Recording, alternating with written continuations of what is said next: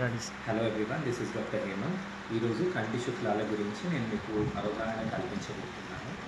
మనందరికీ పుట్టుకతోటి కంట్లో లెన్స్ అనేది క్లియర్గా ఉంటుంది. అది కొంచెం మేఘాలకు అమ్ముకున్నట్టు అవ్వడాన్ని మనం కంటి శుక్లాలు అంటాము. అది మనకు ఏజ్ తోటి, వయసుతోటి వస్తుంది. డయాబెటిక్స్ ఇట్లాంటి వాళ్ళల్లో లేదా స్టిరాయిడ్ ట్యాబ్లెట్స్ వాడే వాళ్ళల్లో కొంచెం ఫాస్ట్గా ప్రోగ్రెస్ అనేది అవుతుంది. కంటి శుక్లాలతోటి మనం చూసినప్పుడు మనకు ఎలా కనిపిస్తుందంటే ఏదైనా పొరలో నుంచి చూసినట్టు, లిటరల్గా ఒక కర్టెన్ చాటు నుంచి మన చూపు అనేది ఉన్నట్టు మనకు అనిపిస్తుంది. సో కంటి శుక్లాలకి ఏం ట్రీట్మెంట్? ఎర్లీ స్టేజెస్లో ఉంది కంటి శుక్లాలు అంటే కళ్ళద్దాలు పెట్టుకున్నా కూడా కనిపిస్తుంది. కానీ లేట్ స్టేజెస్కి వెళ్తూ ఉంటే మాత్రం ఖచ్చితంగా సర్జరీకి వెళ్ళాల్సి ఉంటుంది. ఓన్లీ లేట్ స్టేజెస్లోనే సర్జరీ చేసుకోవాలి అన్న రూల్ ఏమీ లేదు. కంటి శుక్లాలు స్టార్ట్ అయ్యి దానివల్ల మన చూపు ఇబ్బంది అవుతుంది, మన క్వాలిటీ ఆఫ్ లైఫ్ దెబ్బతింటుంది అన్నప్పుడు ఖచ్చితంగా సర్జరీ అనే దానికి వెళ్ళవచ్చు.